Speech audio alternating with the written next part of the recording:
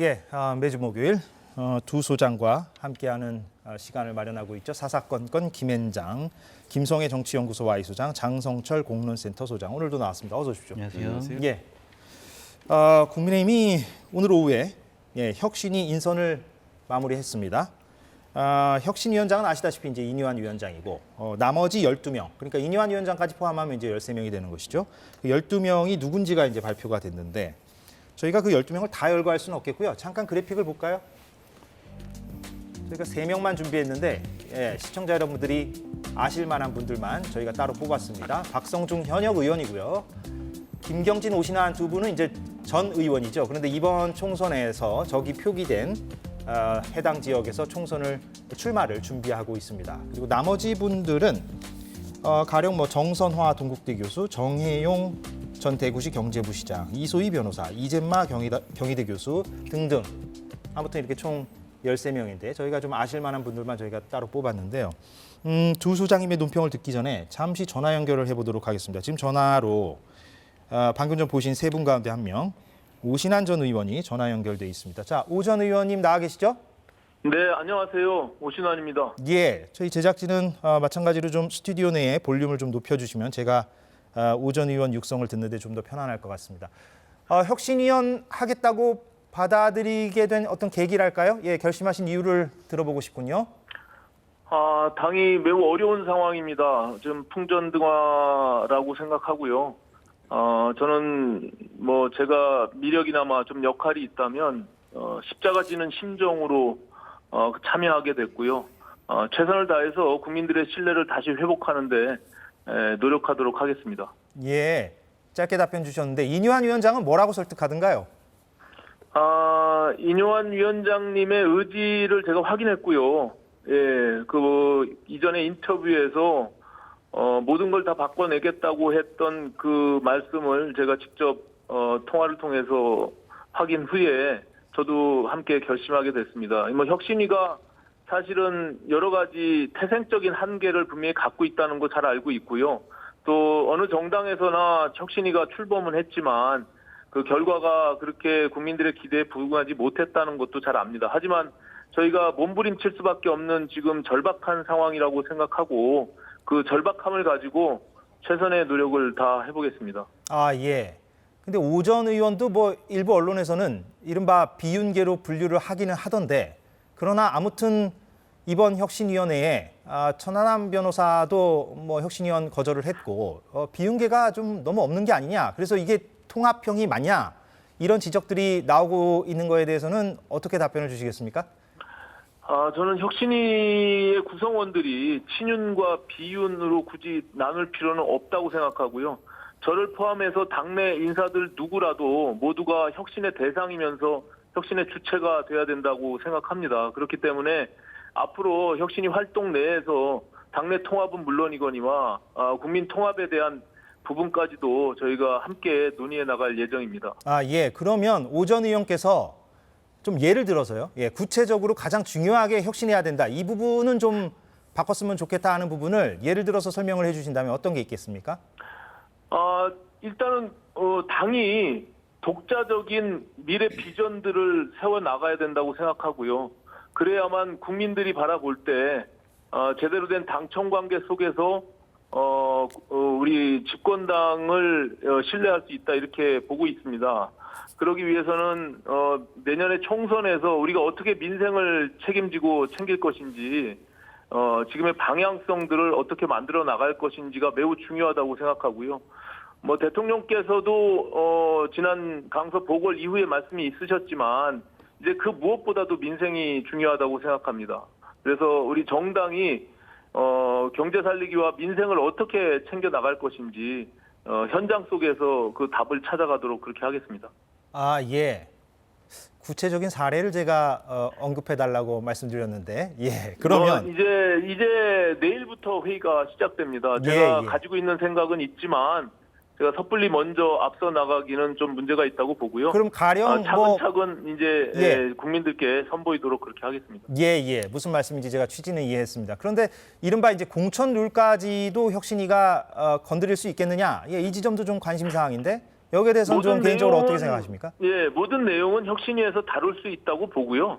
다만 그 당 지도부와 당내 구성원들이 그것을 어떻게 수용하고 실천하게 만들 것이냐라는 것이 더 중요한 관건이고 그것이 혁신위의 성공 여부가 아닐까 저는 이렇게 보여집니다. 예. 알겠습니다. 일단 전화 연결은 오늘 여기서 마무리하고요. 다음에 스튜디오에서 한번 인터뷰 기회를 잡도록 하겠습니다. 오늘 고맙습니다. 네네, 고맙습니다. 예. 국민의힘 혁신위원으로 선발된 오신환 전 의원이었습니다. 어떻게 들으셨습니까? 오늘 인선도 어떻게 평가하시는지도 듣고 싶고요. 그러니까 혁신이 경제 살리기와 민생을 챙기는데 혁신위의 활동의 주요한 포인트가 있다라는 부분에 대해서는 좀 이해를 못 하겠어요. 그러니까 민생 살리기와 경제 살리기 이거는 당에서 충분히 할 수 있거든요. 정책위도 있고 당 지도부도 있고. 그런데 혁신위에서 이거를 어떤 혁신안을 내놓을 수 있을까라는 좀 의구심이 들어서 오신환 위원께서 어쨌든 구상이 있다고 하니까 한번 혁신위 활동을 좀 지켜보도록 하고요. 면면을 살펴보면 예. 과연 좀 혁신이 될까 그런 좀 생각이 들었습니다. 그러니까 혁신이 인선을 하는데 오전에 좀 여러 가지 얘기가 좀 있었나 봐요. 그래서 인요한 위원장이 혁신위원 명단을 좀 상의를 하니까 당 지도부들이 3명은 좀 빼라. 그래가지고 실질적으로 2명은 바뀌었고 박성중 의원 같은 경우에 지도부에서도 이 부분은 좀 안 된다 빼라 그랬는데도 인요한 위원장이 강하게 고집을 해서 박성중 의원은 혁신위원으로 계속 임명된 것 같은데 아, 그래서 2명이 빠졌다는 후문이 나옵니까, 지금? 네, 지금 그렇게 이제 기자들 사이에서 알려지고 있고요. 그 2명이 누군지 아십니까? 그거는 그냥 어떠한 뭐 정치권에서 유명한 분은 아니고 예. 검증 과정 중에서 좀 여러 가지 논란된 포인트가 있었나 봐요. 그래서 이제 그 2분들은 뺀 거는 맞는데 또 갑작스럽게 2분이 이제 들어간 거죠. 그런 것을 보면 혁신위원 명단을 좀 제대로 구성을 했을까? 그런 좀 의구심도 들어요. 그래서 일단은 박성중 의원에 대한 얘기가 좀 많이 나오는 것 같습니다. 특정인을 거명해서 좀 뭐 하지만 박성중 의원이 그동안 의정 활동을 하면서 어떠한 미래라든지 비전이라든지 혁신이라든지 개혁이라든지 이런 부분의 이미지를 갖고 있다고 보기는 어렵거든요. 그래서 저분이 들어간 것에 대해서는 당에서도 당 바깥에서도 상당히 좀 의아하게 생각을 하고 있다. 그러니까 혁신위원회와 어울리는 인물이냐? 그렇죠. 예. 김성희 소장께서는 이번에 면면을 보고. 네, 뭐 사실 근데 뭐 혁신이가 할 수 있는 일이 있나요? 대통령이 총선 공천을 다 할 건데 혁신이가 있든 비대위가 있든 저는 큰 차이가 일단 없다고 보고요. 그나마도 있는 혁신이의 효과를 상쇄하기 위해서 김기현 대표가 지금 아주 급하게 총선 기획단하고 인재영입위원회를 지금 구성하고 있잖아요. 뭐 다음 주에 한다 그러죠? 네, 다음 주에 한다는 얘기가 나오는데 요즘 이제 노이즈 캔슬링 핸드폰이라고 이제 귀에 꽂고 있으면 외부의 소음을 차단하는 게 있는데 혁신이가 위쪽으로 그래프를 그리면 지금 총선 기획단은 아래쪽 그래프를 그려서 두 개의 효과를 상쇄시키려고 한다고 보기 때문에 예. 정말 아래쪽으로 그래프를 그린다는 건 무슨 얘기입니까? 그러니까 혁신이가 뭘 하는 건 사실은 이번 선거 총선에서 가장 중요한 혁신은 결국 공천에서의 혁신일 수밖에 없습니다. 지금 무슨 당내 질서를 바로잡고 당청 간의 소통을 강화하고 이런 얘기를 하는 게 아니잖아요. 공천을 어떻게 국민들이 보시기에 혁신적으로 할 것인가가 혁신위의 주요 과제가 되어야 하는데 예. 뭐라도 만들겠죠. 그런데 총선 기획단이 출발하면서 아니야.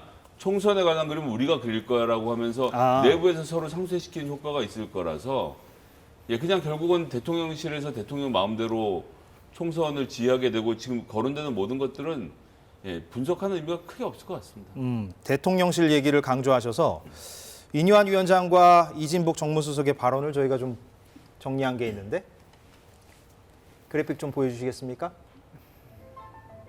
어제 발언인데요. 네, 인요한 위원장은 윤 대통령과도 거침없이 대화할 거다 이렇게 얘기를 했고요. 이진복 정무수석이 인요한 위원장이 대통령과 언제든 연락할 수 있을 것이다. 혁신위가 두려움을 넘어서 새로운 것을 만들어줄 것을 기대한다. 이렇게 힘을 실어주는 모양새였습니다. 물론 저걸 뭐 원론적인 발언으로 뭐 해석할 수도 있겠습니다만 그러나 아무튼 어떻게 보십니까? 좀 뭔가 대통령실에서도 힘을 실어준다? 무언가 바꿔봐 달라? 근데 저 발언도 솔직히 이해가 안 가요. 왜 이해가 안 가죠? 저 발언하기 전에 이진복 정무수석이 어떤 얘기를 했냐면 대통령과 대통령실은 공천과 당무에 개입하지 않습니다라고 얘기를 했거든요. 예. 혁신위원장과 연락을 한대요. 그럼 이거는 당무에 개입한 것이 아닌가? 그런 생각이 들어요. 그러니까 이것은 소리 없는 아우성과 같이 모순된 말이다라고 볼 수밖에 없고 혁신위가 아무것도 할 수 없다라는 반증인 것 같아요. 그러니까 예를 들면 저 김성희 소장님의 말씀에 동의를 하는 게 뭐냐면 혁신위가 꼭 해야 되는 혁신의 아이템을 지금 혁신위 스스로 못하게 스스로도 막아놨고 또한 당 지도부에서도 막아놨어요. 그러니까 혁신위에서 총선 공천과 관련해서 언급을 하지 않는다. 그리고 인재 영입과 관련해서도 하지 않는다. 그럼 혁신이 뭐 합니까? 당 지도부에서는 혁신이 우리 총선 기획하고 인재 영입은 총선 기획단하고 인재 영입위원회 꾸릴 테니까 거기선 건들지 마. 이런 얘기를 하고 있고 또 죄송합니다. 또한 강서구청장 보궐선거에 나타난 민심은 대통령과 김기현 당대표가 좀 바뀌어야 돼 이런 건데 대통령과 김기현 당대표에 대해서는 언급을 못하는 거 아니에요. 그리고 지금 국민의힘의 가장 큰 문제가 영남 기득권 세력이란 말이에요.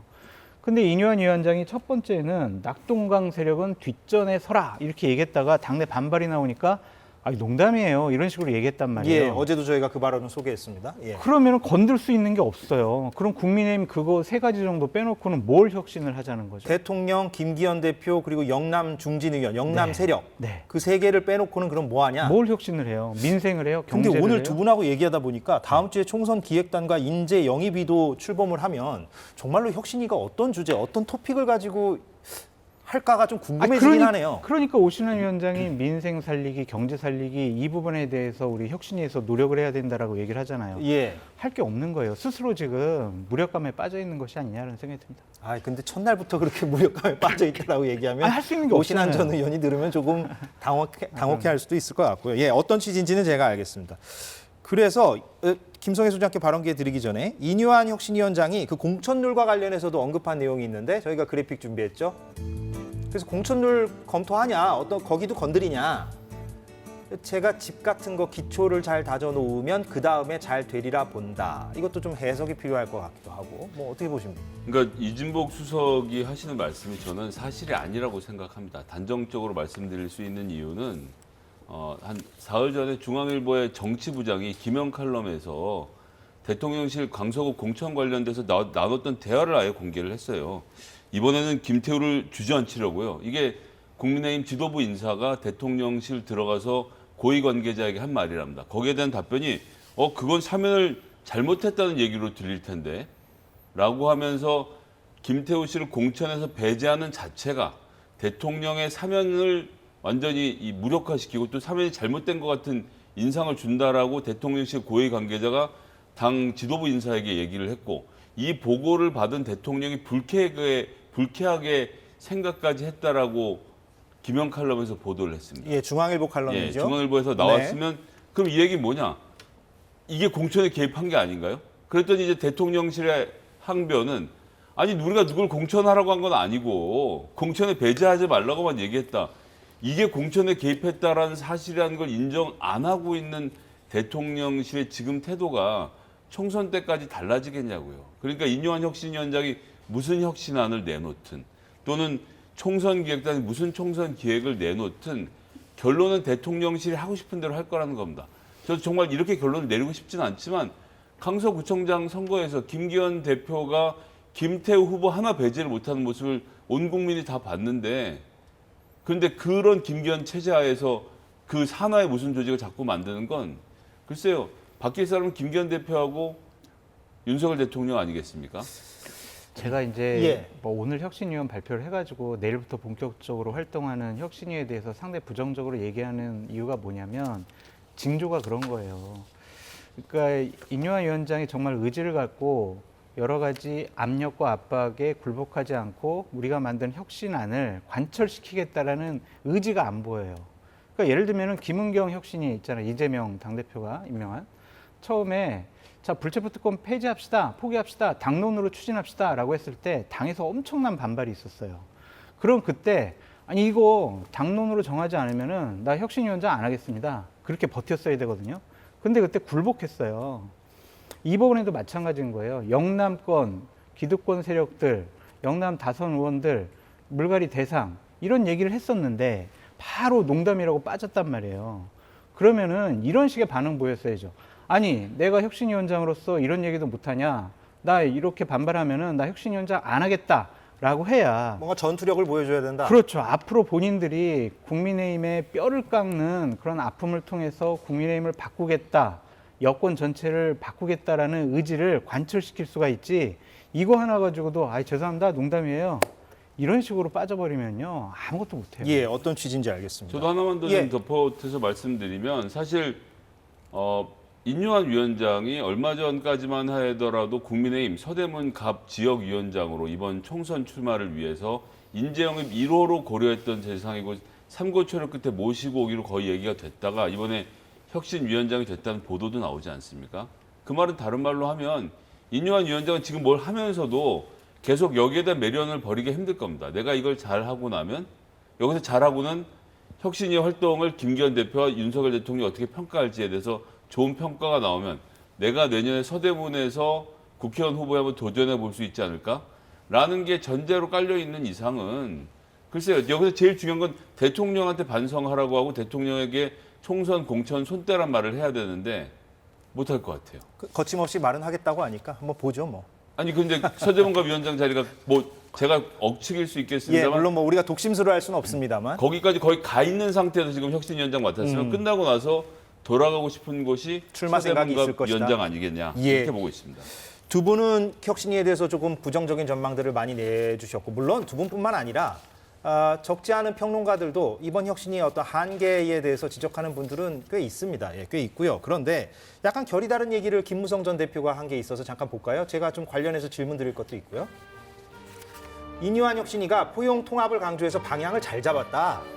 윤 대통령에게 야당 대표 만남도 건의할 것 같다. 예, 뭐 저렇게 될지 안 될지는 지켜봐야 되겠습니다만 제 궁금증은 우리가 지금 얘기를 하다 보니까 저도 그 생각은 들어요. 혁신위가 과연 어떤 주제, 어떤 소재를 가지고 혁신안을 내놓을까가 참 궁금해지는데 겹치기도 하고 어떤 한계가 보이기도 하고. 그런데 인요한 위원장의 첫 일성이 또 통합이었지 않습니까? 그러니까 뭔가 통합과 관련돼서 혁신위가 내놓을 부분은 없을까? 그런데 또 한편으로는 통합을 하려면 이준석, 유승민 이런 상징적인 인물들과 통합을 해야 그게 정말로 효과적인 것일 텐데 그게 과연 될까 하는 생각도 또 들고, 이 통합 키워드와 관련해서 어떻게 생각하십니까? 안 될 것 같아요. 그러니까 이준석, 유승민을 동적으로 빼놓고 통합을 하겠다라는 의지의 표현으로 보여져요. 그러니까 대통령과 용산과 윤핵관들의 이준석과 유승민 전 대표에 대한 거부감이 상당히 크기 때문에 인요한 위원장이 포용합시다, 함께 갑시다라고 하더라도 그 말을 안 들을 것 같아요. 그러니까 그 그것은 부분과 이제 관련해서 인요한 위원장이 뭔가 뚝심을 발휘하진 않을까요?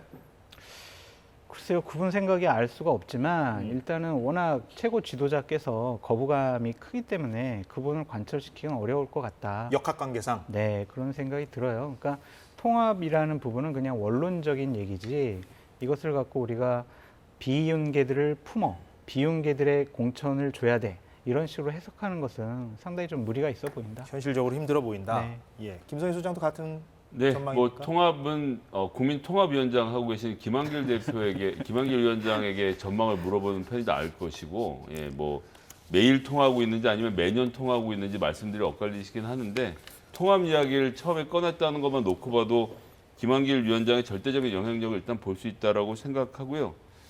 자, 고양이 목에 방울 다는 일인데 방울이 두 종류가 있습니다. 이준석 방울, 이재명 방울. 예, 지난 1년 반 동안 단 한 명도 대통령 목에 못 걸어본 방울을 이제 겨우 정치에 처음 뛰어드는 인요한 위원장에게 달라고 시키는 것은 너무 가혹한 일 아닙니까? 그리고 잘못 이것이 공개된 메시지로 나갔다가 대통령이 그 방울 안 달아라고 말씀하시는 순간 무너질 대통령실의 권위까지 생각하면 사실 이재명 대표가 다 양보해서 김기현 대표랑 같이 모시고 만나겠습니다까지 했는데도 이것조차 카드를 못 받는 상황에서 인요한 위원장이 그런 말을 던진다? 전 너무 위험할 것 같은데요. 알겠습니다. 예, 다음 얘기로 좀 넘어가 보죠. 전직 대통령들의 어떤 행보가 어제 오늘 좀 보도가 됐는데, 어제는 이명박 전 대통령이 4대강 걷기 행사에 참석했고요. 오늘은 10월 26일이죠. 박정희 전 대통령 44주기 추도식이 있었습니다. 여기에 윤석열 대통령도 귀국하자마자 이렇게 참석을 했다 해요. 그래서 두 사람, 윤석열, 박근혜 두 사람이 이제 만났는데요. 17개월 만에 만남이 있었다고 합니다. 이 자리에서 보여주십시오. 윤석열 대통령이 예, 위로의 말을 저렇게 했어요. 예, 심심한 위로와 겪으신 슬픔에 대해 심심한 위로의 말씀을 드린다 이렇게 얘기했고 또 박정희 전 대통령에 대해서 높은 평가를 여러 차례 강조를 했습니다. 대통령실은 1980년 민족중흥회 주관으로 매년 열린 박정희 전 대통령 추도식에 현직 대통령이 참석한 거는 이번이 처음이다. 예, 이렇게 설명을 했어요. 뭐 TK 민심을 좀 고려한 행보입니까? 뭐 어떻게 봐야 됩니까? 그렇게 봐야 되겠죠. 최근 각종 여론조사를 보면 TK 지역에서도 민심 위반 현상이 좀 나타나고 있다라는 것이 객관화된 데이터로 좀 나타나고 있기 때문에 TK 지역의 상징적인 의미를 갖고 있는 박근혜 전 대통령과 함께하는 모습을 보임으로써 좀 보수층 결집을 위해서 노력을 한다라고 볼 수밖에 없고요. 또한 그동안 겪은 슬픔의 위로의 말씀을 드린다 이것은 국정농단 사건 때문에 제가 조사를 했고 그리고 감옥 가시고 이런 것에 대한 위로라기보다는 부모님을 총탄에 이렇게 여의하셨잖아요. 그러니까 그 부분에 대한 위로의 말씀인 것 같다라는 좀 생각이 듭니다. 근데 이제 저게 이제 첫 행보라는 것에 대해서는 저는 조금 잘된 것일까, 긍정적일까라는 좀 생각이 들어요. 귀국 후에 네. 그러니까 예. 강서구청장 보궐선거의 의미는 지지층은 결집되어 있는데 중도층, 지지정당 없는 그런 분들이 지금 국민의힘에게서 관심과 지지를 철회하고 있는 상황이거든요. 근데 저런 행보를 통해서 중도층의 지지를 다시 회복할 수 있을까? 견인해낼 수 있을까?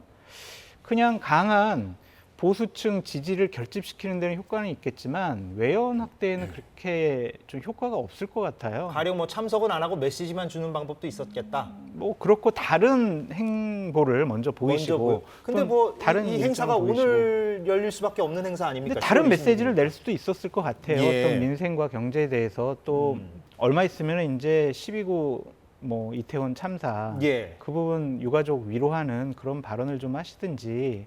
근데 나왔던 메시지는 뭐냐면 나 그 행사 참석 안 해. 왜? 야당이 주도하니까. 이런 반응이 나왔단 말이에요.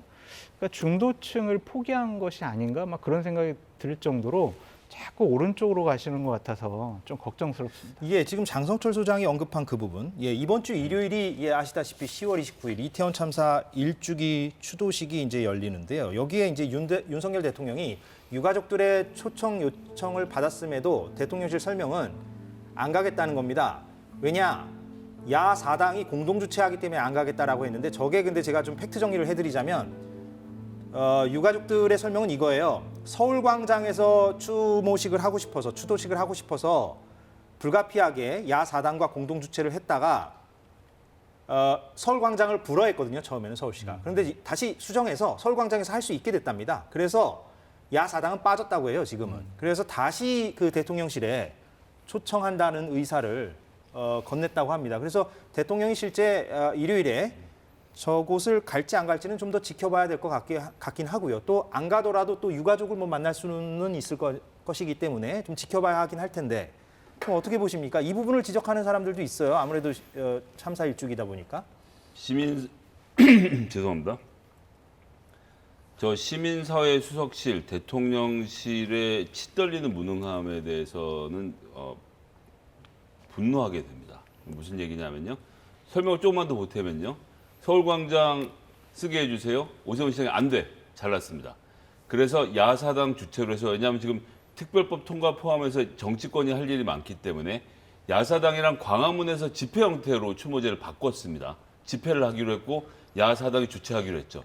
이런 사정에서 더불어민주당이 전국에다 공문을 내려서 당명의 공문이죠. 집회를 주최한다. 다들 올라와서 이태원 추모제 행사를 함께 아픔을 나누자라고 보냈는데 24일에 오세훈 시장이 돌연 서울광장을 다시 허용하는 방향으로 돌아섰습니다. 예. 잘한 결정이죠. 그럼 이제 집회가 아니라 추모제로 할 수 있게 됐잖아요. 예. 그래서 시민단체와 유가족협의회가 야4당에게 저희 집회를 할 게 아니니까 저희끼리 추모제로 하겠습니다. 해서 야4당이 빠지고 나서 다시 추모제로 돌아온 겁니다. 예. 이런 상태죠.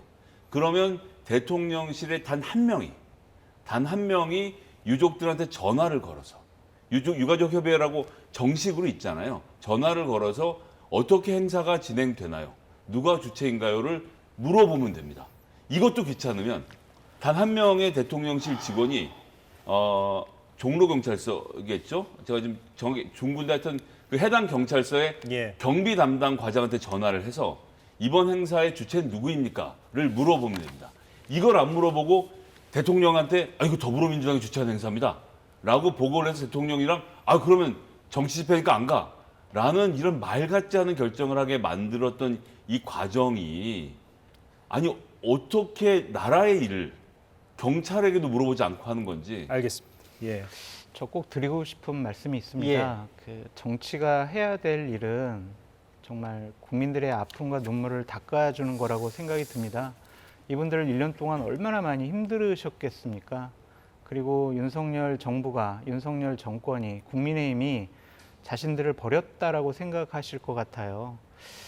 추모제에 참석 안 하시더라도 꼭 유가족분들 만나셔서 대통령께서 위로해 주셨으면 정말 좋겠습니다. 꼭 부탁드립니다. 예. 한번 이번 주 일요일까지 대통령실이 어떻게 방침을 세우는지 한번 지켜보는 저는 걸로 그렇게 하고요. 안 할 것 같습니다. 책임은 딱딱 질 사람에게 물어야 된다고 말했고, 그리고 용산구청장하고 지금 이태원 영산경찰서장에게 법적 책임을 묻고 있는 단계이지 않습니까? 심지어 박희영 구청장은 보석으로 나와서 활개치면서 구보에다 자기 얼굴 실어서 지금 매주 활동을 하고 있습니다. 당에서 어떠한 제지도 하지 않고 구청장직에 복귀를 했죠. 사퇴도 시키지 않고 있는데 그런 상황에서 대통령이 이런 실무자들의 잘못에 대해서 자기가 사과해야 될 이유를 단 한 줄도 찾지 못할 겁니다. 예, 대통령이 앞으로 장성철 소장이 아까 말한 그런 중도층을 향한 어떤 행보를 보일 것이냐, 이게 이제 관전 포인트 가운데 하나인 것 같습니다. 그런데 오늘 MBS 여론조사 결과가 나와서 저희 제작진들이 준비한 게 있으니까 이건 좀 봐야겠습니다. 고생해서 만들었는데 보고 나서 논평을 또 듣겠습니다. MBS는 아시다시피 그 4개 여론조사 업체가 공동으로 실시하고 있는 여론조사고요. 자세한 내용은 중앙선거 여론조사 심의위원회 홈페이지를 참조하시면 되겠고, 아시다시피 1,000명을 대상으로 전화 면접 조사를 하고 있습니다. 2주에 한 번씩 발표하고요. 오차 범위는 플러스 마이너스 3.1%포인트입니다. 국정 지지도 긍정 32, 부정 50파 이렇게 결과가 나왔고요. 한번 쭉 볼게요. 저게 이제 6개월 만에 최저치라고 합니다. MBS 기준으로는요. 다음 거 볼까요? 한꺼번에 보겠습니다. MBS 이번에 정당 지지도와 호감도를 조사했는데 호감도도 오랜만에 조사를 했더라고요. 지지도는 거의 붙어 있습니다. MBS는 국회 의석수에 따라서 민주당을 앞쪽에 표기한다는 점을 말씀드립니다. 31대 30이라서 거의 붙어 있고요. 근데 호감이 얼마만큼 있습니까? 이런 거잖아요. 민주당이 41, 그래서 지지도보다는 꽤 높고요. 근데 국민의힘은 좀 비슷하다는 거 알 수가 있고, 물론 근데 비호감은 두 정당 모두 호감도보다 높다는 거를 알 수가 있습니다. 다음 거 볼까요? 내년 총선 어떻게 인식하시느냐? 정부 여당에 힘을 실어줘야 되냐, 아니면 정부 여당을 견제해야 되냐, 그런 조사인데 40대 47, 그러니까 정부 여당을 견제하는 쪽에 좀 더 마음이 가 있다, 이렇게 답한 사람들이 7%포인트 차로 많았다는 걸 알 수가 있겠고, 이것도 흥미롭죠. 요즘 신당 얘기가 많이 나오니까요. 제3정당 필요성에 대해서 물었는데 비슷하다고 해야 될 것 같아요. 저 2%포인트 차이밖에 안 나니까 필요하다는 사람, 필요하지 않다는 사람도 비슷하게 나왔다? 이렇게 확인할 수가 있는데, 좀 한꺼번에 봐서 약간 좀 혼란스러우실 수도 있겠습니다만, 좀 어느 부분에 주목하셨는지 좀 말씀해 주신다면. 저는 전반적으로 두 가지만 말씀드릴게요. MBS 조사 같은 경우에는 국민의힘에 상당히 유리한 지금까지 조사 결과가 나왔었거든요. 그런 경향이 없지 않아 있었죠. 여기서 뒤집혔다라는 거는 큰 의미가 있는 것 같다. 국민의힘 정말 긴장을 많이 해야 될 것 같다는 생각이 들고요. 또 하나는 비호감도예요. 비호감도가 민주당은 51, 국민의힘은 61%거든요. 이 정치권에서 가장 우리가 뼈아프게 생각해야 되는 게 이 비호감도예요. 그러니까 우리가 아무리 잘 보이려고 국민들에게 민생 법안 아니면 국민을 위한 정치 하더라도 비호감도가 높으면은요, 그 노력이 2배, 3배가 돼야 해요. 그러니까 난 너 싫어, 너희들 싫으니까 니들 얘기 안 들을 거야. 지금 이 상황이거든요. 저 비호감도가 높다라는 거가 앞으로 국민의힘이 지지율을 끌어올리는데 정말 어렵겠구나, 더 많은 노력을 해야 되겠구나, 그런 생각이 듭니다. 김성애 소장은 어느 부분에 좀 주목하셨습니까? 저는 이제 저기서 나오진 않았지만 지금 이제 정당 지지하는 데 있어서 20대가 지지하는 정당이 없다가 60%에 달하고 있습니다. 그렇더라고요. 그러니까 거기가 사실은 캐스팅 못한 겁니다. 다른 쪽에 이미 확정적인 40, 50, 60대는 지금의 진영 70대까지 포함해서는 지금의 진영 거의 그대로 갈 가능성이 높은데 20, 30대는 굉장히 유연한 태도를 보이고 있는 겁니다. 그분들이 정부에 대해서 비판적이지만 정당에 대해서는 아직도 어느 쪽이다 정하지 않고 있는 상황이거든요. 그래서 이건 뭐 섣불리 얘기할 수 없다. 그러니까 저 결과만 놓고 민주당에게 유리할 것이다라고 분석할 수도 없고 저 결과만 보고 내년 총선에서 윤석열 정부에 대한 심판의 기조가 강해질 것이다라고 볼 수도 없고 결국 저 20, 30대를 어떻게 이해하고 공략하는지. 근데 이제 안타깝게도 민주당 같은 경우는 저 20, 30대에 있어서 비호감도가 되게 높은 편이기 때문에 예. 이 문제도 함께 고민하는 것이 굉장히 필요해 보입니다. 예. 그 신당 부분이요. 두 분은 물론 그 정당 지지도나 호감도 부분을 중심으로 말씀을 주셨지만 그 이번 주에 또 키워드가 신당이다 보니까 예, 아까 그 보면 48대 46이었나요? 예, 거의 비슷하게 제3세력이 필요하다, 필요하지 않다가 비슷하게 저렇게 나왔는데 뭐 저게 이제 앞으로 어떻게 흘러갈지 모르겠습니다만 신인규 전 국민의힘 부대변인이 탈당해서 신당 차리겠다고 하죠. 네. 물론 이준석, 유승민 두 사람이 나중에 같이 할지 안 할지는 뭐 가봐야 하는 거겠지만 만약에 이준석, 유승민 신당이 나오게 되면 당연히 신인규 전 부대변인도 뭐 합류를 하게 되는 거 아닙니까? 그쪽으로 다 이렇게 모여지는 거 아닙니까? 뭐 신인규 부대변인이 예. 저에게 뭐 기자회견 하기 며칠 전에 연락이 와서 뭐 상의를 해왔는데 저는 그냥 존중한다고 얘기를 했어요. 그리고 항상 응원하겠다라고 얘기를 했고 결국에는 신인규 변호사는 뭐 유승민, 이준석 그리고 다른 합리적이고 상식적인 분들과 신당을 함께 하지 않을까.